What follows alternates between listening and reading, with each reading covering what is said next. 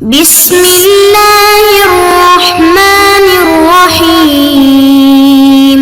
السلام علیکم ورحمۃ اللہ وبرکاتہ۔ معزز طلباء کرام، امید ہے آپ بخیر و عافیت ہوں گے۔ آج ہم اپنی کتاب ہدایہ جلد رابع میں کتاب الشفا کے سبق نمبر 11 کو پڑھیں گے۔ ہمارے سبق کی ابتدا وَلَوْ قَالَ بَعْدَمَا بَلَغَهُ الْبَيُّ کی عبارت سے ہوگی، اور ہمارا سبق لِأَنَّ الْاِعْتِبَارَ لِلْمَعْنَى کی عبارت پہ مکمل ہوگا۔ آئیے پہلے اپنے آج کے سبق کی عبارت کو پڑھتے ہیں۔ بسم اللہ الرحمن الرحیم۔ وَلَوْ قَالَ بَعْدَمَا بَلَغَهُ الْبَيْعُ الْحَمْدُ لِلَّهِ أَوْ لَا حَوْلَ وَلَا قُوَّةَ إِلَّا بِاللَّهِ أَوْ قَالَ سُبْحَانَ اللَّهِ لا تبطل شفعته لأن الأول حمد على الخلاص من جواره والثاني تعجب منه لقصد إزراره والثالث لافتتاح كلامه فلا يدل على شيء منه على الإعراض وكذا إذا قال من ابتاعها وبكم بيعت لأنه يرغب فيها بثمن دون ثمن ويرغب عن مجاورة بعض دون بعض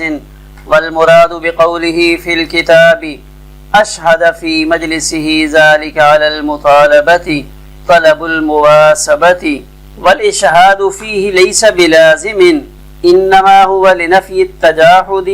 والتقييد بالمجلس إشارة إلى ما اختاره الكرخي رحمه الله ويصح الطلب بكل لفظ يفهم منه طلب الشفعة كما لو قال طلبت الشفعة أو أطلبها أو أنا طالبها لأن الاعتبار للمعنى۔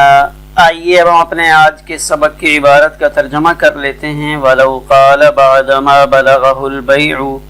اور اگر بیع کی خبر ملنے کے بعد شفیع نے الحمدللہ کہا، او لا حول ولا قوة الا باللہ پڑھا، او قال سبحان اللہ یا سبحان اللہ کہا، تو لا تبطل شفعته، ان صورتوں میں اس کا شفع باطل نہیں ہوگا۔ لأن الاول، اس لیے کہ پہلا جملہ الحمدللہ حمد علی الخلاص من جوارہ، یہ بائے کے پڑوس سے چھٹکارا پانے پر شکر ہے۔ والثانی تعجب منہ لقصد اضرارہ، اور دوسرا جملہ شفیع کی جانب سے بائے کے قصد اضرار پر تعجب ہے۔ والثالث، اور تیسرا لافتتاح کلامہ، اور تیسرا جملہ اپنے کلام کو شروع کرنے کے لیے ہے یا تکیہ کلام ہے۔ فلا يدل شیء منہ، لہذا ان میں سے کوئی جملہ بھی اعراض پر دلالت نہیں کر رہا۔ وکذا اذا قال، اسی طرح جب شفیع یہ بات پوچھے من ابتاعها، کس نے خریدا ہے، وبکم بیعت، اور کتنے میں بیچا گیا، لأنہ، اس لیے کہ شفیع ایک قیمت کے ذریعے تو گھر میں دلچسپی لیتا ہے، دون ثمن، دوسری قیمت کے بدلے میں دلچسپی نہیں لیتا، وَيَرْغَبُ عَنْ مُجَاوَرَةِ بَعْضٍ، اور وہ بعض کے پڑوس میں تو رغبت رکھتا ہے، دون بعض، اور بعض کے پڑوس سے اعراض کرتا ہے۔ والمراد بقولہ فی الکتاب، اور کتاب یعنی قدوری میں امام قدوری رحمہ اللہ کے قول اشہد فی مجلسہ ذالک علی المطالبۃ، اس سے مراد طلب المواسبۃ، کہ اس مجلس میں مطالبہ پر گواہ قائم کرے، اس مطالبہ سے مراد طلب المواسبۃ، طلب مواسبت ہے۔ والاشہاد فیہ لیس بلازم، اشہاد ضروری نہیں، یعنی گواہ بنانا اس مجلس میں ضروری نہیں۔ انما هو لنفی التجاحد، اشہاد تو نفی انکار کے لیے ہے۔ والتقیید بالمجلس اشارۃ، اور امام قدوری رحمہ اللہ کا مجلس کی قید لگانا یہ امام کرخی رحمہ اللہ کی اختیار کردہ روایت کی جانب اشارہ ہے۔ وَيَصِحُّ الطَّلَبُ بِكُلِّ لَفْظٍ يُفْهَمُ مِنْهُ طَلَبُ الشُّفَعَةِ، اور ہر اس لفظ کے ذریعے طلب شفا صحیح ہے جس سے شفا کا طلب کرنا سمجھ میں آتا ہو۔ كَمَا لَوْ قَالَ، جیسے اگر کوئی شخص یہ کہے طلبت الشفاعۃ، میں نے شفا طلب کیا، او اطلبها، میں شفا طلب کروں گا، او انا طالبها یا میں اس کا طالب ہوں، اس لیے کہ معنی کا ہی اعتبار ہوتا ہے۔ آئیے اب ہم اپنے سبق کی تشریح کو دیکھتے ہیں۔ یہ بات تو واضح ہو چکی تھی کہ اعراض سے شفع باطل ہو جاتا ہے۔ کسی طریقے سے معلوم ہو جائے کہ شفیع نے بے توجہی برتی ہے یا شفع سے ایک دفعہ اعراض کر چکا ہے تو اس اعراض سے اس کا حق شفع باطل ہو جاتا ہے۔ یہ تو ایک اتفاقی چیز ہے۔ اب یہ بات کہ کون سے جملے اعراض پر دلالت کرتے ہیں اور کون سے جملے ان سے اعراض ثابت نہیں ہوتا، اس کی کچھ تفصیل کی ضرورت تھی، تو اس لیے یہاں صاحب ہدایہ 3 کلمات ان کا تذکرہ کر رہے ہیں اور 2 سوالات ان کا ذکر کیا ہے۔ تو گویا کہ یہ 5 چیزیں ہو گئیں کہ ان کے ذریعے حق شفع باطل نہیں ہوتا۔ اس شفیع کو مکان کی فروخت کا علم ہو جائے تو اس کے بعد کون سے کاموں سے حق شفع باطل نہیں ہوتا، تو یہ 5 باتیں شفع سے مانے نہیں ہیں۔ اگر اس کو پتہ چلا کہ میرے پڑوس میں احمد نے اپنا مکان بیچ دیا ہے، اب پہلی صورت ہے وہ کہتا ہے الحمدللہ، تب الحمدللہ جملہ اعراض نہیں ہے، اس لیے کہ اس جملہ سے تو شفیع بائع کی مضرت رساں معیت سے، کیونکہ اس جملہ سے تو شفیع کو خوشی حاصل ہوئی کہ جس پڑوسی نے اس کی ناک میں دم کر رکھا تھا اور ہر وقت اس کو وہاں سے تکلیفیں برداشت کرنی پڑتی تھیں، تو آج جب اس کو یہ خبر ملی کہ میرا وہ پڑوسی جو صبح و شام مجھے تنگ کرتا تھا آج اس مکان کو بیچ کر یہاں سے جا رہا ہے، تو اس پر اس نے الحمدللہ اللہ کا شکر ادا کیا کہ مجھے اس برے پڑوسی سے خلاصی ملی ہے، تو الحمدللہ کی یہ تعویل ہوگی، تو اس کو اعراض نہیں کہا جائے گا۔ اسی طرح اگر اس نے دوسرا جملہ لا حول ولا قوت الا باللہ پڑھا، اس کو پتہ چلا کہ احمد نے اپنا مکان بیچ دیا ہے، تو یہ اطلاع جب اس کو ملی تو اس نے لا حول ولا قوت الا باللہ کا یہ کلمہ پڑھا، تو یہ بھی شفع اور طلب سے اعراض نہیں، بلکہ کبھی ایسا ہوتا ہے کہ پڑوسی اچھا ثابت ہو جاتا ہے اور آدمی اس کے ساتھ رہنے میں خوشی محسوس کرتا ہے اور اس کو ایک گونا سکون حاصل ہوتا ہے کہ اچھا پڑوسی مجھے ملا ہے۔ اب اگر ایک پڑوسی دوسرے کو بتائے بغیر اپنا مکان فروخت کرے تو ظاہر ہے دوسرے پڑوسی کو تعجب ہوگا کہ کیسا انسان ہے کہ خود یہاں سے جا رہا ہے اور اپنی جگہ پہ کسی اور آدمی کو یہاں بٹھا رہا ہے، یعنی یہ مکان کسی اجنبی آدمی کو فروخت کر کے یہاں بٹھانا چاہتا ہے اور اس کے ذریعے تو مجھے تکلیف پہنچے گی۔ تو یہ اظہار تعجب ہے جس پر وہ لا حول ولا قوت الا باللہ کا یہ کلمہ دہراتا ہے۔ اسی طرح اگر کوئی سبحان اللہ پڑھتا ہے، شفیع کو پتہ چلا کہ احمد نے مکان بیچ دیا تو اس نے سبحان اللہ پڑھا، تو یہ سبحان اللہ بھی طلب شفع سے بے رغبتی پر دلالت نہیں کرتا، بلکہ بعض لوگوں کا تکیہ کلام ہوتا ہے کہ وہ ہر جگہ جب بھی بات شروع کرتے ہیں تو ان کے کلام میں پہلا جملہ سبحان اللہ ہی ہوتا ہے، تو ایسا جملہ کہنے کے عادی ہوتے ہیں، تو اپنی عادت کی بنا پر اس نے یہ کلمہ کہا ہے، تو سبحان اللہ اگر کوئی کہے تو اس میں یہ تعویل ہوگی۔ تو یہ تینوں کلمات اگر کوئی کہتا ہے تو ان تینوں کلمات کے کہنے سے اس شفیع کا حق شفع باطل نہیں ہوگا، بلکہ ان کلمات کہنے کے باوجود اگر وہ اس کے بعد کہتا ہے کہ میں اس مکان پہ شفع کرتا ہوں تو اس کا حق شفع ثابت ہے۔ چوتھی چیز، اگر وہ مکان کی قیمت کے بارے میں پوچھتا ہے کہ مکان کتنے میں بکا ہے، تو ظاہر ہے اس کی گنجائش اگر 10 لاکھ کی ہے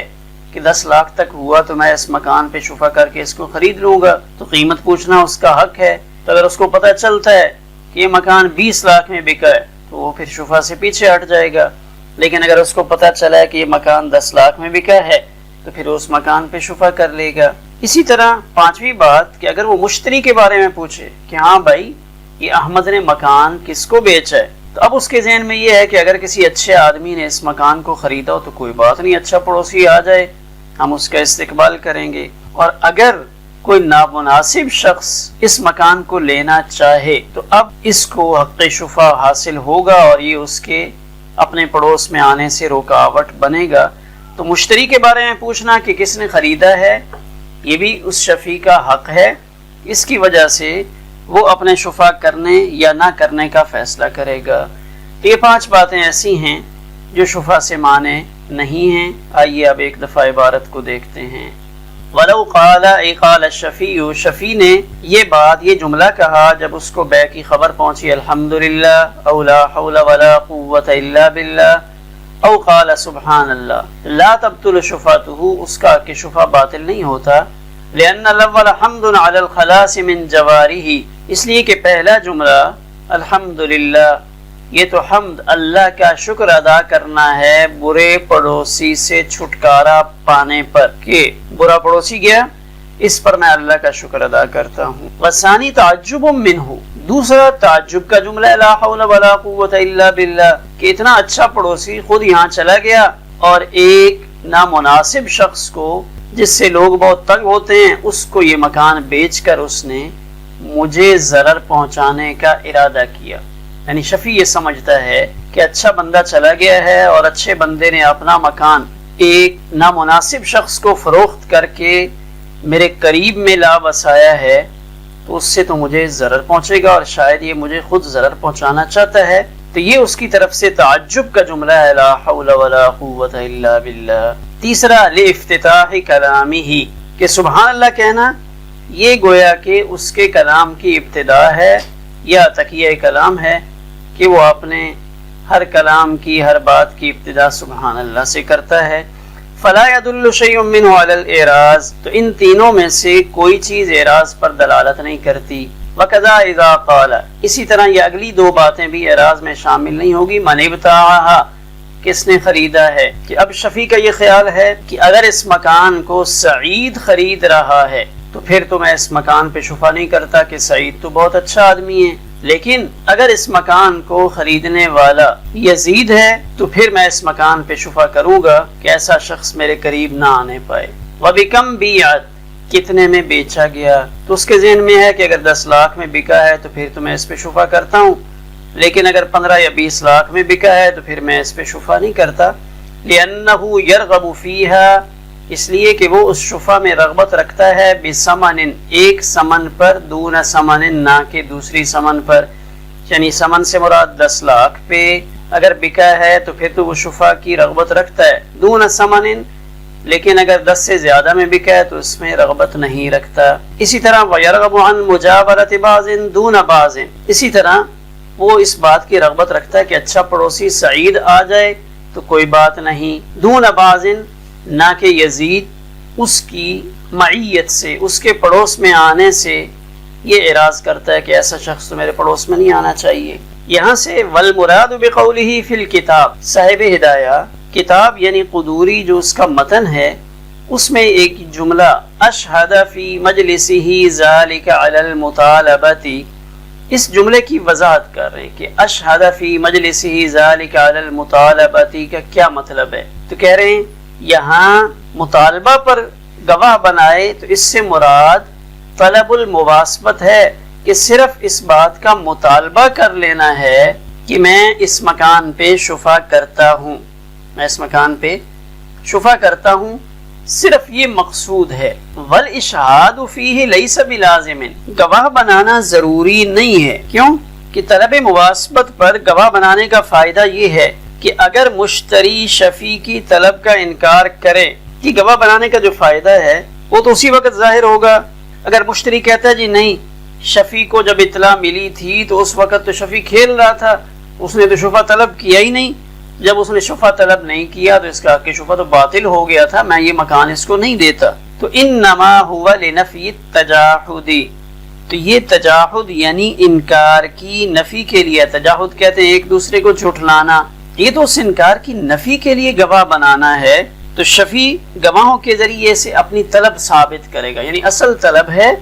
گواہ بنانا، ایک دوسرے درجے کی چیز ہے، اور اس کی ضرورت تو تب پیش آتی ہے جب مشتری اس کی طلب کا انکار کر دے کہ اس نے تو طلب کیا ہی نہیں۔ والتقیید بالمجلس اشارۃ، کہ مجلس کی قید لگانا اشارہ ہے اس بات کی طرف جس کو امام کرخی رحمہ اللہ نے پسند فرمایا، یعنی جب تک مجلس علم، وہ مجلس باقی ہے، یعنی وہ پیریڈ جس میں استاد سبق پڑھا رہا تھا اور ان استاد صاحب کو اطلاع ملی کہ پڑوسی نے اپنا مکان بیچ دیا ہے، تو اب یہ اطلاع تو پیریڈ کی شروع میں ملی، امام کرخی رحمہ اللہ یہ رائے رکھتے ہیں کہ اس کا حق شفا وہ باقی رہے گا اس پیریڈ کے، اس گھنٹے کے ختم ہونے تک. گھنٹے کے بالکل آخر میں اگر وہ استاد صاحب اپنے حق شفا کا دعویٰ کر لیتے ہیں کہ میں اپنے پڑوس میں بکنے والے مکان پر شفا کرتا ہوں، تو یہ ان کا حق شفا ٹھیک ہوگا. تو یہ والتقیید بالمجلس سے اشارہ اس بات کی طرف کیا. گواہ بنائے تو اس کا مطلب یہ ہوا کہ مجلس کے ختم ہونے تک وہ اس کا اعلان کر سکتا ہے کہ میں اس مکان پہ شفا کرتا ہوں. علم ہوتے ہی فی الفور اس کا اعلان کرنا ضروری نہیں. ویصح الطلب سے ایک الگ مسئلہ بتا رہے ہیں کہ ہر وہ لفظ جن سے شفا کا طلب کرنا معاشرے میں سمجھا جاتا ہو، یعنی وہ الفاظ اس بات پر دلالت کرتے ہوں کہ اس نے شفا کا مطالبہ کیا ہے، تو اب اس شخص کو حق شفا مل جائے گا. تو یہاں 3 مثالیں صاحب ہدایہ انہوں نے پیش فرمائی ہیں. طلب شفا کے لیے 3 مختلف لفظ نقل کیے ہیں. طلبت، اطلبها، انا طالبها. تو اس میں سے پہلا طلبت ماضی کا صیغہ استعمال کیا کہ میں نے طلب کیا. آگے اطلبها یہ فعل مضارع کے ذریعے سے اپنے مطالبے کو تعبیر کیا. مضارع کے اندر چونکہ فعل حال اور فعل مستقبل دونوں معنی پائے جاتے ہیں، تو میں فی الحال مطالبہ کر رہا ہوں یا میں مطالبہ کروں گا.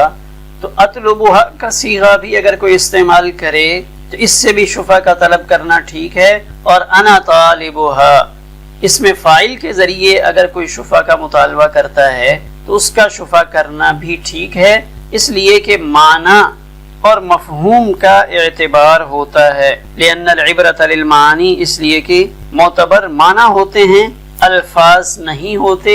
تو ان 3 الفاظ کے ذریعے سے اگر اس نے اپنا حق شفا طلب کیا ہے تو اس کا مطالبہ شفا کرنا درست ہے. کما لو قال طلبت الشفاء، طلبت ماضی کا صیغہ، او اطلبها مضارع میں واحد متکلم کا صیغہ، او انا طالبها، طالبها طالب اس میں فاعل کا صیغہ ہے. لأن الاعتبار للمعنی، اس لیے کہ اعتبار معنی کا ہے، لفظوں کو نہیں دیکھا جائے گا، مفہوم اور معنی کو دیکھیں گے. تو کوئی بھی لفظ جو اس کے طلب شفا پر دلالت کرے تو اس سے اس کا شفا درست تسلیم کیا جائے گا. ہمارا آج کا سبق اسی پر مکمل ہوا.